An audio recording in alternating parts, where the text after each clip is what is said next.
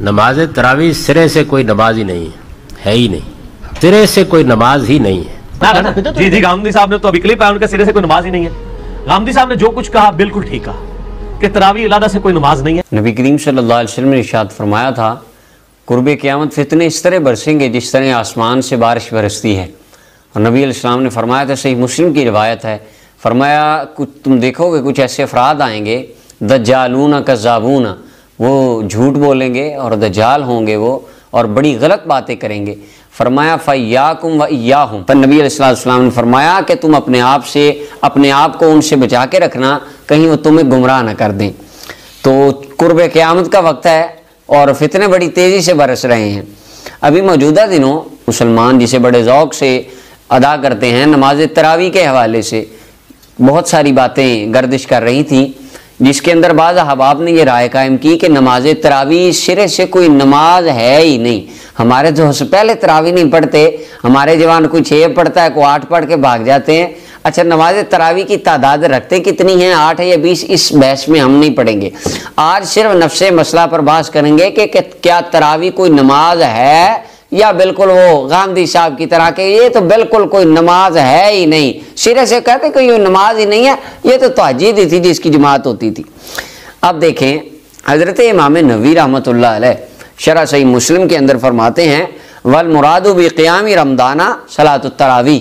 قیام رمضان سے مراد جو نبی علیہ السلام نے فرمایا، بخاری کی حدیث میں ہے اور بہت سی حدیثوں میں آتا ہے، نبی علیہ السلام نے فرمایا جس نے ایمان اور ثواب کی نیت کے ساتھ رمضان المبارک میں قیام کیا، اللہ اس کے پچھلے گناہ معاف فرما دیتا ہے۔ اور نسائی کی روایت میں آتا ہے، فرمایا جو رمضان کی راتوں میں قیام کرتا ہے وہ اس طرح ہو جاتا ہے جس طرح ماں نے آج ہی جنم دیا ہے، اللہ تعالیٰ اس کو اس طرح گناہوں سے پاک فرما دیتا ہے۔ تو امام نووی شرح صحیح مسلم کے اندر فرماتے ہیں کہ وہ جو قیام کا نبی علیہ السلام نے ذکر فرمایا حدیث میں، اس قیام سے مراد نماز تراویح پڑھنا ہے۔ اور آگے امام نووی فرماتے ہیں واتفق العلماء علی استحبابها، علماء متفق ہیں اس بات پر کہ نماز تراویح پڑھنا یہ بڑا ایک اچھا کام ہے، احسن کام ہے، اور اس کو سنت موقدہ تمام ائمہ نے لکھا ہے۔ لیکن اختلاف اس مسئلہ میں ہے بعض ائمہ کا کہ گھر میں پڑھنا افضل ہے یا مسجد میں، تو جمہور علماء ائمہ اربعہ یہی فرماتے ہیں کہ مسجد میں جماعت کے ساتھ اس کو پڑھنا افضل ہے۔ اب نماز تراویح کے اوپر کہ یہ جو نماز تراویح ہے کیا یہ نماز تہجد ہی ہے اور ان کے اندر کوئی ڈفرنس نہیں ہے، کیا ان کے اندر بالکل کوئی فرق نہیں ہے اور یہ ایک ہی نماز تھی؟ اور آج کل کے علماء نے یہ دھوکہ دیا ہے امت مسلمہ کو، سارے علماء نے، یعنی ہر مکتبہ فکر کے عالم نے یہ دھوکہ دیا ہے عوام کو، وہ تہجد علیحدہ اور تراویح علیحدہ، کہ کیا یہ واقعی اس طرح ہے؟ تو اس کے اوپر ذرا تھوڑا سا دیکھتے ہیں۔ صحیح ابن خزیمہ میرے سامنے، اس کے اندر حدیث مبارکہ ہے قیام شہر رمضان کے اندر، حدیث نمبر 2201 نمبر روایت ہے، صحیح ابن خزیمہ، نبی کریم صلی اللہ علیہ وسلم نے اور اس کے اوپر امام ابن خزیمہ نے چیپٹر قائم کیا باب ذکر الدلیل علی ان قیام شہر رمضان سنت النبی صلی اللہ علیہ وسلم، کہ رمضان المبارک کا قیام نبی کریم صلی اللہ علیہ وسلم کی سنت ہے۔ اور اس کے اندر حدیث لائے ہیں کہ نبی کریم صلی اللہ علیہ وسلم نے فرمایا ان رمضان شہر افترض اللہ صیام، رمضان ایسا مہینہ ہے اللہ نے اس کے روزے فرض کیے ہیں، وانی سننت للمسلمین قیامہ، اور نبی علیہ السلام فرماتے ہیں اس رمضان کا قیام میں نے تمہارے لیے سنت قرار دیا ہے۔ اور ہمارے دوست کہہ رہے ہیں نا کوئی سنت نہیں ہے، تہجد یا پڑھنی ہے پڑھو، نہیں پڑھنی گھر جاؤ سو جاؤ، کوئی مسئلہ نہیں ہے۔ اب آقا کریم صلی اللہ علیہ وسلم نے رمضان کے قیام کا آقا کریم علیہ السلام نے حکم دیا، ترغیب ارشاد فرمائی نبی علیہ السلام نے۔ اب اگر یہ نارمل نماز تہجد تھی تو اس کے لیے احادیث قیام رمضان کی علیحدہ سے سیپریٹ طور پہ آقا کریم علیہ السلام نے کیوں ارشاد فرمائی؟ اور دوسری بات یہ ہے کہ تہجد اور تراویح کے اندر یہ فرق اس طرح بھی ہے، نماز تہجد سارا سال پڑھی جاتی ہے جبکہ نماز تراویح صرف رمضان میں پڑھی جاتی ہے۔ نماز تہجد اکیلے پڑھی جاتی ہے، نماز تراویح جماعت کے ساتھ پڑھی جاتی ہے۔ نماز تہجد کا جو قیام ہے اور اس کے اندر جو قراءات ہیں اس کے بارے میں کوئی مخصوص بات نبی علیہ السلام نے ارشاد نہیں فرمائی، جبکہ نماز تراویح کے اندر مکمل قرآن کریم کی تلاوت کرنا سننا یہ خلفائے راشدین کی سنت، اور نبی علیہ السلام نے فرمایا تھا علیکم بسنتی و سنت الخلفاء الراشدین، یہ آگے چل کے بات کرتا ہوں، فرمائیں کہ سنت پر قائم رہنا۔ اس کے بعد مسند احمد بن حنبل کے اندر بھی یہ روایت، یہ الفاظ ہیں، مسند احمد بن حنبل کی حدیث نمبر 1710 میں نبی علیہ السلام نے فرمایا وَإِنِّي سَنَنْتُ لِلْمُسْلِمِينَ قِيَامَهُ، اس کا قیام میں نے تمہارے لیے سنت قرار دیا ہے۔ اب نبی اکرم صلی اللہ علیہ وسلم نے نماز تراویح کا قیام رمضان المبارک کا قیام مسلمانوں کے لیے سنت قرار دیا، جبکہ نماز تہجد ایک نفل نماز ہے، اس کے اوپر نبی کریم صلی اللہ علیہ وسلم نے نارمل طور پہ اتنی زیادہ ترغیب نہیں دی جتنی نبی علیہ السلام نے نماز تراویح یعنی قیام رمضان کے اوپر ارشاد فرمائی۔ آقا کریم علیہ السلام کے دور مبارک میں صحیح ابن خزیمہ کے اندر 2208 نمبر روایت ہے، اور صحیح ابن حبان کے اندر 2541 نمبر، اور ابو داؤد کے اندر بھی حدیث ہے۔ حضرت ابو ہریرہ فرماتے ہیں نبی علیہ السلام ایک دن تشریف لائے اور مسجد کے کونے کے اندر کچھ لوگ کھڑے نماز پڑھ رہے تھے، تو نبی علیہ السلام فرمایا ما ہؤلاء، کون لوگ ہیں، کیا ہو رہا ہے؟ عرض کی گئی یا رسول اللہ ہؤلاء ناس لیس معهم قرآن، یہ وہ ہیں ان کو قرآن پڑھنا نہیں آتا، وابی بن کعب یصلی بہم، یہ رسول اللہ کی پریکٹیکل لائف کے اندر حیات طیبہ کی بات ہو رہی ہے، حضور ان کو قرآن نہیں آتا پڑھنا، اور ابی بن کعب ان کو نماز پڑھا رہے ہیں رمضان المبارک کے اندر، وہم یصلون بصلاۃ، اور ابی بن کعب کے ساتھ قرآن پڑھ رہے ہیں، ابی قرآن سنا رہے ہیں ان کو۔ تو نبی علیہ السلام نے فرمایا اصابو، انہوں نے درست کیا، یا فرمایا نعم ما صنعوا، انہوں نے بڑا اچھا کام کیا۔ اب آقا کریم علیہ السلام نے نماز تراویح کی جماعت ہوتی دیکھ کے نبی علیہ السلام نے اس کو اپریشیٹ فرمایا، اور حضور علیہ السلام نے اس کی تعریف فرمائی۔ خود نبی کریم صلی اللہ علیہ وسلم نے صرف 3 دن نماز تراویح کی جماعت کروائی، اس کے اوپر تمام علماء کا اتفاق ہے، اور بعد میں فرما دیا کہ چوتھے دن میں نے اس لیے نہیں پڑھائی خشیت ان تفترض علیکم، کہیں تم پر فرض نہ کر دی جائے۔ اور جب نبی کریم صلی اللہ علیہ وسلم کا ظاہری وصال با کمال ہو گیا تو صدیق اکبر رضی اللہ عنہ کے دور میں مسائل ایسے چھڑ گئے، مانین زکوٰۃ آ گئے، ان کی توجہ ادھر لگی رہی، ٹائم نہ مل سکا، 2.5 سال تھے، اور 2.5 سال سے بھی کچھ ماہ کم ہی تھے۔ اس کے بعد حضرت فاروق اعظم رضی اللہ تعالیٰ عنہ کا وقت آ گیا، آپ کا دور خلافت آ گیا۔ صحیح بخاری کی حدیث نمبر 2010 ہے کہ جناب عمر بن خطاب رضی اللہ عنہ ایک دن آئے مسجد میں، اور علیحدہ علیحدہ لوگ ٹولیوں میں نمازیں پڑھ رہے تھے، کوئی جماعت کروا رہا ہے تو کوئی اکیلا پڑھ رہا ہے، تو آپ نے فرمایا کہ میں کیوں ایسا نہ کروں کہ ان لوگوں کو ایک قاری کے پیچھے جمع کر دوں، یہ سارے اکٹھے ہو کے ایک جگہ پہ قرآن پڑھیں۔ تو فجمعهم علی ابی بن کعب، حضرت ابی بن کعب کی اقتداء میں جناب فاروق اعظم نے سب کو جمع کر دیا، اور پھر اگلے دن آئے والناس یصلون بصلاۃ قارئہم، لوگ ایک امام کے پیچھے نماز پڑھ رہے تھے۔ تو حضرت عمر نے فرمایا نعم البدعۃ ھذہ، یہ کتنی اچھی بدعت میں نے ایجاد کی ہے، کتنا اچھا نیا طریقہ میں نے ایجاد کیا ہے۔ تو حضرت عمر رضی اللہ عنہ نے چونکہ یہ بات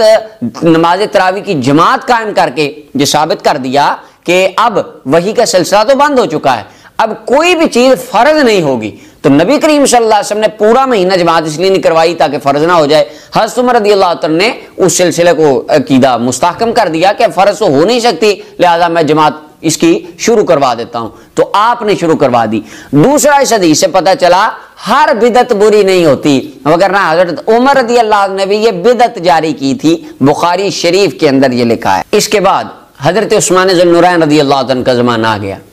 حضرت عمر رضی اللہ عنہ کے سلسلہ دور خلافت میں یہ جاری رہی، اور اس کے بعد آپ نے حضرت عثمان غنی رضی اللہ عنہ کے دور میں جب تراویح کا وقت آیا تو سنن الکبریٰ بیہقی کے اندر ہے کہ کچھ لوگ بزرگ افراد حالانکہ بیٹھ کے بھی وہ اس وقت پڑھ سکتے تھے ان عجز کی وجہ سے، لیکن وہ اپنے یتوکؤون علی عصیہم، وہ اپنے ڈنڈوں کے اوپر ٹیک لگا کر کھڑے رہتے اور قرآن کریم کی تلاوت سنا کرتے تھے۔ اور اس کے بعد حضرت جناب مولا علی المرتضیٰ رضی اللہ عنہ کا دور آ گیا، تو مصنف عبدالرزاق کے اندر یہ روایت ہے، ارفجہ کہتے ہیں کہ حضرت علی رضی اللہ عنہ کان یأمر الناس بالقیام فی رمضان، حکم دیتے تھے لوگوں تراویح پڑھا کرو، فیجعل للرجال اماما وللنساء امام، خواتین کا سیپریٹ امام ہوتا، مردوں کا علیحدہ ہوتا، دونوں کو تراویح مولا علی پڑھوایا کرتے تھے۔ فامرنی فاممت النساء، حضور آپ نے مجھے حکم دیا مولا علی نے، تو میں نے جا کے خواتین کی امامت کروائی۔ اور اس کے بعد حضرت جناب مولا علی صاحب ابن یزید رضی اللہ عنہ فرماتے، کنز المال کی روایت ہے، ان علی قام بہم فی شہر رمضان، خود مولا علی پاک نے تراویحاں پڑھائی ہیں، حیدر قرار تراویحاں پڑھایا کرتے تھے، رمضان کے اندر آپ پڑھاتے قیام کرواتے۔ اور مصنف ابن ابی شیبہ کے اندر حدیث نمبر 7782 ہے، ابواب الصلاۃ کے اندر روایت ہے، حضرت عبداللہ بن مسعود رضی اللہ عنہ عبداللہ یؤمنا فی رمضان، جناب عبداللہ بن مسعود ہمیں تراویحاں پڑھایا کرتے تھے۔ اور حضرت جناب علی رضی اللہ عنہ ابن ابی شیبہ کی روایت ہے، مولا علی اپنے ساتھیوں کو شاگردوں کو بلاتے، حضرت جناب زادان کو، ابو البختری کو، ان کے علاوہ یدعون اہلیہم ویؤمون فی المسجد فی رمضان، اور ان کی ڈیوٹیاں لگاتے کہ تم نے فلاں جگہ پہ جا کے نماز تراویح پڑھانی ہے، جس طرح آج ہمارے حافظوں کی ڈیوٹیاں لگتی ہیں کہ تم نے فلاں مسجد میں پڑھانی ہے، تم نے فلاں میں پڑھانی ہے۔ اور کنز المال کی روایت ہے، ابو اسحاق الحمدانی کہتے ہیں، خرج علی بن ابی طالب فی اول لیلۃ من رمضان، پہلی رات تھی رمضان المبارک کی، جناب حیدر قرار مسجد میں آئے، वल तुज़हरु,